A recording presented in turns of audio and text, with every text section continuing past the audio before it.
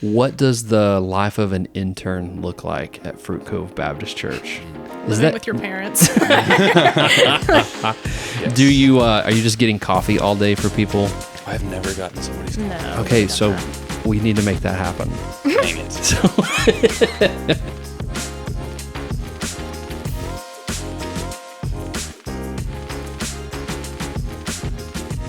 Welcome, interns. Thanks. Thank you for having us. We're excited. This is episode 28, Beyond the Cove podcast. We're excited. We have the interns with us. Heath is doing pastor things. I'm doing intern things. I don't know. I get to hang out with you guys today. I'm excited to do it. Tell us a little bit about yourself. Tell us who you are, how long you've been here at Fruit Cove, and what you do as interns. Who wants to? Ladies first. Whitney, you want to go first? Do I look at the camera? Do I like? You just look. down? Just look right at me. Okay. Yeah. Hey. You can look at both of us. Whatever you want to do. Okay. Well, hey. I'm Whitney. I've been going here since I was in 6th grade. So that's. I don't want to do the math, but that was a long time. That's really cool. I interned for the first time in student ministry in 2024, and then I finished up school because I was at UNF as a biomedical major, and I just graduated this past May. Right. And then I came back this summer to be a girls ministry intern, so I've been doing that. Very cool. That's a long time at this church. It is. That's really, really cool. Jeter? I'm man. Jeter, yeah, or Matthew. People probably don't Nobody even Do know people what my call first you name is. Jeter Pumpkin Eater? The did students do. happen Yeah. Did you hear about that? I did from not. I students? just came up with that. Yeah. The students love to make up songs using my name and that rhyme specifically. So I heard that a lot at camp this year and last year. I'm Matthew. I've been going to Fruit Cove since I was born. Really? I didn't know that. Yeah, preschool. My parents have been going here since before I was born. So Wow. yeah, over 22 years I've been at Fruit Cove. Wow. What's the biggest change that you guys have seen in just the years that you've been here? What would you say? Well, I mean, a big change just happened recently. Yeah. So I'm in the class ahead of you, right? Correct. Yeah. So my 8th grade year, we were Jason Salen's first 8th grade class. So that's obviously a change that's been happening. And then obviously a pastoral change because we had Pastor Tim here. And then it's honestly changed a whole lot, but it still has a lot of the core same things and a lot of the same people. Sure. But definitely just from a structure and staff standpoint, it's changed a lot. But Yeah. What about you? I feel like the second that we're fully staffed, it's I a know, few weeks and then for real. and then someone's like, I'm retiring. But when you have a lot of people who've been, so faithful to one church for so long, it's bound to happen. Yep, People for are gonna sure. eventually retire. What does the life of an intern look like at Fruit Cove Baptist Church? living with your parents. Yes. Do you are you just getting coffee all day for people? I've never gotten somebody's coffee. No. Okay, done so that. we need to make that happen. Dang it. I don't know if I could be trusted with a coffee order. I don't drink coffee, so Oh, you don't? I don't know how to order that. Man. And there's Starbucks right next to us. Yeah. Okay. I'd be getting everybody decaf and not tell them it's decaf. Oh man, that's a hot take right there. Mm-hmm. You just they give you an order. Yeah, it's whatever you ordered. That's There's exactly right. just nothing in it. What do you guys do all day? What are you working on? How are you talking to students, discipling them? What does that look like? Everyday life. I would say it really does change from week to week, especially Absolutely. with what we have Sure. coming up. So the week before camp, it's just all hands on deck camp. Yep. We're going to Walmart and picking up tarps for a rec game that's going on at camp, or I'm going to pick up a cot from Walmart because, the rooming situation and somebody needs to sleep on the floor now. But sometimes we're a few weeks before we were prepping for camp, we get to do more of the intentional spiritual aspects of camp where I got to write the devotionals for the camp booklet, and I Very really cool. enjoyed that. But yeah, you get to do a lot of intentional spiritual things. You get to teach sometimes. Yeah. We're about to get a lot of opportunities teaching. Yeah. Getting to do that rotation here soon. That's awesome. Jeter gets to do a lot of graphic design stuff. Yeah, a lot of sermon slide generating, a lot of just helping with what's already going on in whatever capacity I can. Sure. Using his degree. Yeah. That's right. I want to talk a little bit about that. We we had you up on the platform a couple of, what was that, 3 weeks ago, 4 weeks ago? I think it was about 3 Talk weeks to us ago. about that, man, what that meant to you and just all of that. Yeah, I mean, where do I begin? It's one thing to, man, I lost my train of thought. I don't know. That's okay. We'll have to edit that part out. Train camp.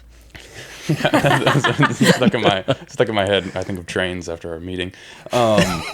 Sorry, if you haven't already had to heard. be there. Yeah, you had to be there.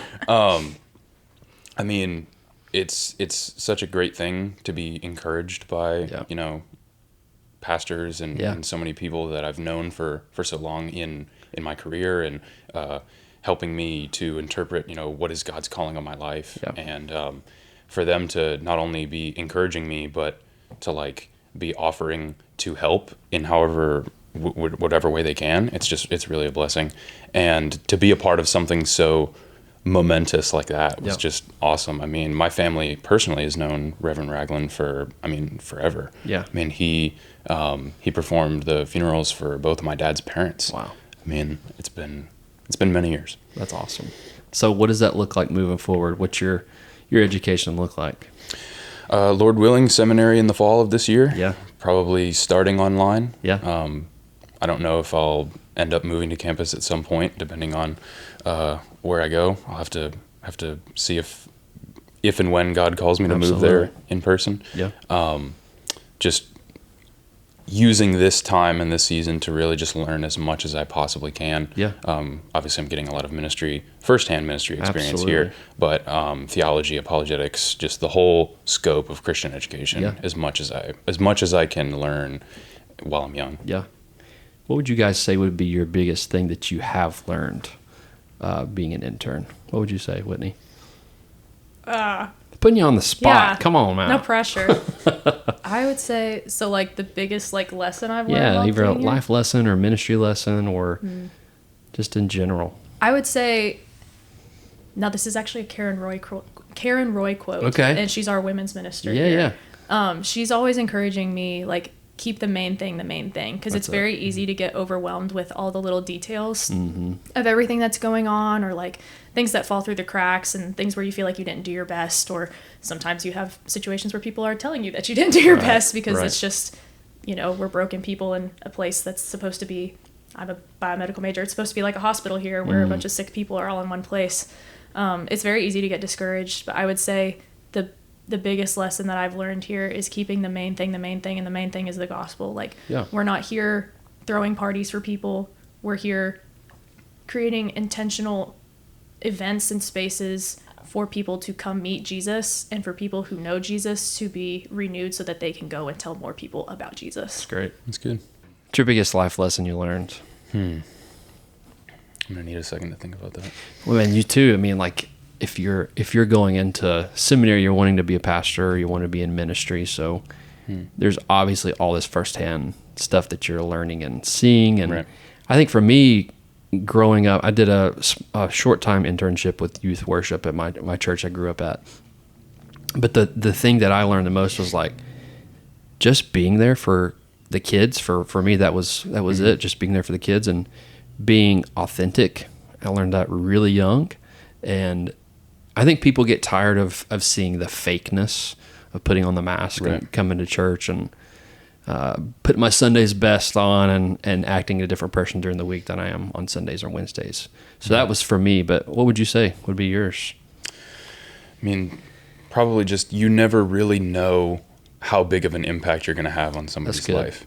I mean, going to the same church for so many years and seeing people retire or transition into a new job or move away after being here for so long, that is something that has been on my mind. I feel like the Lord's been putting that on my heart lately is as I'm interacting with students on a weekly basis and, leading discussions or even leading Bible studies or discipleship groups or whatever it may be, you never really know how much of an impact you're going to have on one person's faith journey. Yeah. You can look back to that and say, I remember Jeter did that crazy thing at camp. So let's talk about camp. You guys are here. We're still alive. You're still alive. You came back. A little sick. Talk to us about camp. Some of the highs, some of the lows, anything in between. Do you have something? Me? Okay. Yeah. Camp was really good. Yeah. I feel like it's easy, especially like leading up to camp, to just be like keyed up and just be like, did we think of everything? Did we pack everything? Do we remember everything? Yeah. But I want to say that the end of the week, it just really ended as like a very sweet time of fellowship. And I don't know if you felt it, but I felt definitely like towards the end of camp when they're talking about the events that they have coming up and how they're being really intentional about treating school as their mission field and like fellowshipping before and after starting school to go out and do those things. I feel very strongly that there's some energy and momentum coming in student ministry, and just seeing it start at camp was really cool. And just I had a park group and stuff too where we all went to Busch Gardens together, and I just genuinely feel like God handpicked those kids to be in my group because they were just so sweet and I love them so much. And if they're watching, shout out. There you go. I love it. Favorite part of camp? Just seeing the Lord work. Yeah. I mean, the students, no matter how hot it is or how dehydrated people get, or just they were dropping like flies for a little bit. I can't lie. Water was definitely priority number one for sure. And I saw Pastor Brian had a water boy shirt. Yeah. Yes, we would not have survived the week without him. Literally, we wouldn't. I think he said it was over 84 coolers that he filled up throughout the week, and he could have still done more. So he just came just to give people water. I don't think he knew that's what he was going to be doing. I don't think he would have signed up for camp if he knew he was just going to be shuttling water back and forth. That's awesome. How many decisions were made, like really following after Christ and baptism? They said 2, I think, but I think that something deeper was even going on there too. Like, I mean, obviously 2 salvations is incredible. Yeah. That's something that we want to celebrate. But I think in terms of, especially where our church is heading next, like hopefully I can talk about that, but it's really cool to see the middle school and high school all together and like getting that time together, but also that time separate, but also just seeing them actually interact with each other instead of be so separated from each other. I feel like that was something that's great. God's hand was really in at camp. I loved camp growing up and always look forward to it. And I've talked to Pastor, I think I've talked about it on here before, but really that's where I felt, and those impacts from the interns growing up, I was mentored and hung out with the interns all the time at church. And I was like, man, I want to do this when I get older. I was like, and I just remember God convicting me on third or second night of camp. And God's like, man, I want you to be in ministry. And I was like, I got to tell somebody. I go up to one of the interns and I'm just like crying. Cause it was an emotional feeling. Cause it's like, God's telling me he wants to be in ministry. And I was like, I think I'm going to be in full-time ministry. And the guy's like, that's cool, man. Let's go play kickball. And I was like, so you have those lifelong impacting things in people's lives. And so it's so cool to see how people come back from camp. Let's talk about the camp high, right? So a lot of times when you get back from camp, you're on this high and even a spiritual high. Yeah. How can we keep that fire for our students, and what happens when they sometimes lose that momentum? Yeah. I was actually at girls' Bible study last night, and there was a quote that was talked about, which was like, I'll abbreviate it, but it's like, we gather to scatter. And it just, I don't know, it really resonated with a lot of us there, because when you come back from a week like camp and you are together, like constantly together, to a point where you're like, I don't want to be together with these people all the time anymore. For some people are extroverted and they're like, I love it. I wish every day was like this. Yeah. I'm a more introverted person, so I was ready to get home. But that being said, I spend like one day back on Saturday and I'm like, all right, Sunday, I'm ready to go see everybody again. Absolutely. I think a way to keep the momentum going is you keep doing what you were doing at camp, but on like a more everyday kind of routine. Like, camps were scheduled to where they got up early in the morning and they did their quiet time before they interacted with anybody else. And then they did worship. Yeah. And then they did rec stuff together. Yeah. I mean, you can still kind of do those things at home. You can wake up early. You can do quiet times by yourself. You can worship by yourself, or you can worship with other believers. You can worship while doing your hobbies and including God in your hobbies, doing that with the Lord instead of doing that separate from him. Yeah. You can still do those things at home, and you can still hang out with the people that you hung out with at camp at home. Yeah. Did you guys take phones up, or were they allowed to have phones? That was a contentious topic. That's always hard. I remember they'd always take our phones and be like, "What are we gonna do? We don't have a tablet. Yeah.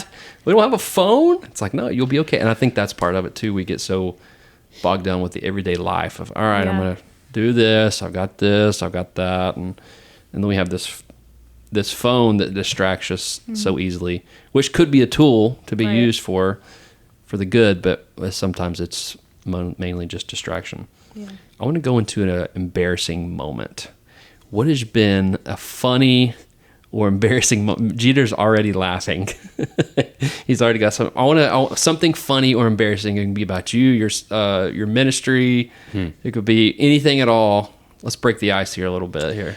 Well, I did think about this a little bit, but this wouldn't have been this summer, but this was last summer. Okay. And only a few people in the office know about this. Okay. But obviously the people involved, and then I did, it was so funny to me after the fact. I did feel bad, but it was so funny to me after the fact that I did have to tell somebody, so there are a few people who know. But last summer, I've been interning here for 2 summers in a row now, and there was one day when I was in the office, and I have a habit of walking really quickly sometimes when I have like a destination in my mind. I'm like, all right, I have to do something, and I need to do it quickly. So I'm gonna walk very quickly. I don't walk slow if I want to go do something. And I had gotten up to go talk to somebody or to go somewhere else, and I had turned the corner of the cubicles really quickly. Oh no! And there was another person in the office, who shall remain nameless for now, who was turning the corner of the cubicles as well, and I had to sneeze. And it wasn't one of those, you feel like you have to sneeze and you have some time to like turn your head away. Like the second I felt like I had to sneeze, I was already sneezing.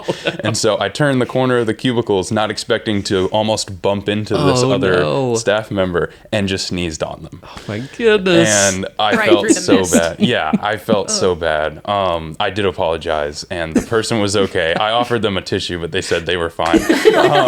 They should have offered you a tissue. And then I just never spoke about it again. Do you speak to this person now? I do. Is it awkward? No, it's not awkward at all. Just remember that time I sneezed on you. Yeah. Oh man, that's a good, funny, embarrassing moment. It's like good job for being like embarrassing. A baby dedication. Yeah. All right, Whitney, awesome. Funny or embarrassing moment. So, I interned in student ministry. And then I finished up school, and so I stopped interning for a little bit, but I was still serving here at church in kids ministry. And one time while I was in kids ministry, I would be with second graders on Wednesday nights. And I had this one kid that had brought in $300. He had brought in $300. And I didn't know about it until another kid came up to me and they were like, this kid's brought a lot of money and he's showing us. I don't know. But so I eventually came up to the kid and I was like, hey bud, you got some cash on you there? And he was like, yeah. And then he showed me and I look at it for a second. I'm like, okay, I'm going to take this and I'm going to put it in an envelope. Was it fake? Well, yeah. I ruined it. Oh, but I didn't know it. I didn't know that it was fake. You thought he was just making a really generous tithe? Well, I mean, I've been to their house before, so they have a very nice house. So I was just like, this kid's just rolling in it. And so I took the money, didn't really look at it very long, but I took the money and I put it in an envelope and I labeled his name on it and I put it in the cabinet. Yeah. And then his dad came and picked him up and I was like, hey, just so you know, he brought $300 and here you go. And then later, I'm outside because somebody forgot to sign their kid out or something. And so I was making sure that was squared away. But while I was out there, the dad opened the envelope and he goes, Whitney, this is fake money. And I was I was mortified because I was just Monopoly money? It was not Monopoly. It looked like the very real fake money, but it said on the bottom, it was this is not real money. And I was was it a gospel track on the back? No, it wasn't a gospel track on the back. But anyway, so that was slightly I found humbling. one of those the other day. Mm-hmm. I don't remember where I was. I was coming out of a restaurant. I was like, $20? No way. Thinking I'm the gospel of Jesus Christ. Okay, cool. I feel that cannot be good for the gospel. Yeah. I feel I'd be thank you, Lord, and then you pick it up. Yeah. I think it's a great idea if you're adding it to a tip at a restaurant, but for people who want to use that as the tip at a restaurant, I would advise against it. Here's your tip. Gospel. What else, you guys? You've gone all summer. What's next? Whitney, what's next for you? Yeah, so my internship is up in August, which is bittersweet. Yes. But I got my bachelor's in biomedical sciences in May. And I have applied for a medical assistant program at FSCJ this year. So I will be starting that, Lord willing, in September. Very and cool. would do that for about 8 months and then would be doing some of that for a little bit. There's some potential to apply to be a PA at some point. Okay. But we'll see what ends up happening. Ministry is something that I have not completely written off Absolutely. of God's scope for my life. Yeah. It's just a difficult season with like a lot of, relationship things that I have coming up and stuff too. So it's just difficult to navigate all of that in this season because the person that I'm in a relationship with, and it's a serious relationship, he's working at a church as well. I understand. And so, and he's kind of done with his schooling for the most part. So he's really got good roots there. So it's a little difficult to navigate when it's Don't two be people leaving in the us street. now. Come on. We'll be around. You can't get rid of us. It's exactly what we need in this season right now. It's more people saying, I'm out of here. Yeah. See y'all later. I felt terrible, by the way. Like, I was like, and also, I am done with my internship. Oh, man. Well, thank you for all you guys have done. I know probably everybody tells you thank you every week. For sure. But I know what it's like to be in your shoes, and I know what it's like to want to be in full-time ministry, and even going into the workforce. Like having these years and these moments are something that you cherish for a long time. And the people you impact all these years, you'll have a kid contact you 20 years from now and be like, "Hey, Jeter, man, thanks for pouring in. Whitney, thanks for doing this." And you're going to be like, "I don't even remember that." Hopefully it'll be the kid that brought the money. Or they'll say, "Hey, Jeter, remember when you sneezed on me? That was..." No, but thank you guys for all that you do, and good luck on your next journey. Like part of your journey. Thanks. This is probably, and maybe you can speak into this. This is a pivotal part in your life where I know for me it was like, okay, do I go into the workforce? Do I stay in ministry? What do I do? But God leads your path, and sometimes it's hard to see that. You don't know what the next step is, but God will provide, and He always has. He'll never fail. It's true. Going back into the worship song. Anything else before we head out? Yeah, I would actually just like to carry on that concept because for me, as somebody who's been interning here for a while, was not really sure, am I called to vocational ministry? Am I not? I'm still not 100% sure about what that looks like. I've had really good conversations with people where I've been like encouraging them about a truth that God is revealing to me, but it's also like ministering to me at the same time. Yeah. And it's really this concept of if I am seeking the Lord and if I'm seeking to please the Lord, He's not a cruel God. He's not going to sit there and punish me for misunderstanding what His direction is for my life, as long as I'm not intentionally being like disobedient and saying, "No, God, I won't do this," like in a full-fledged Jonah moment.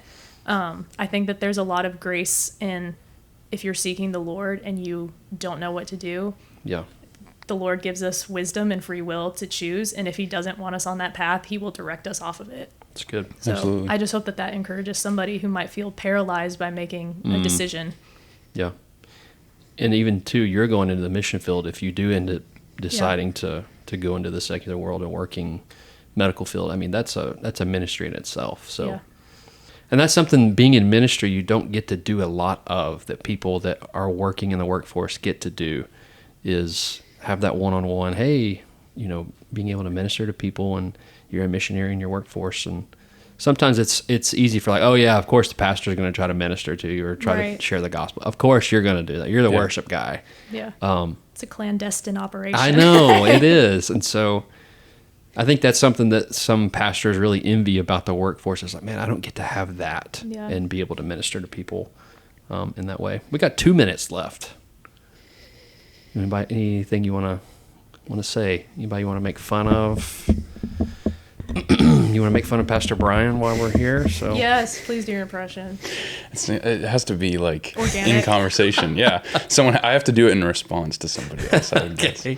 So what do you need me to say to be in response? Just like a question you would ask Brian.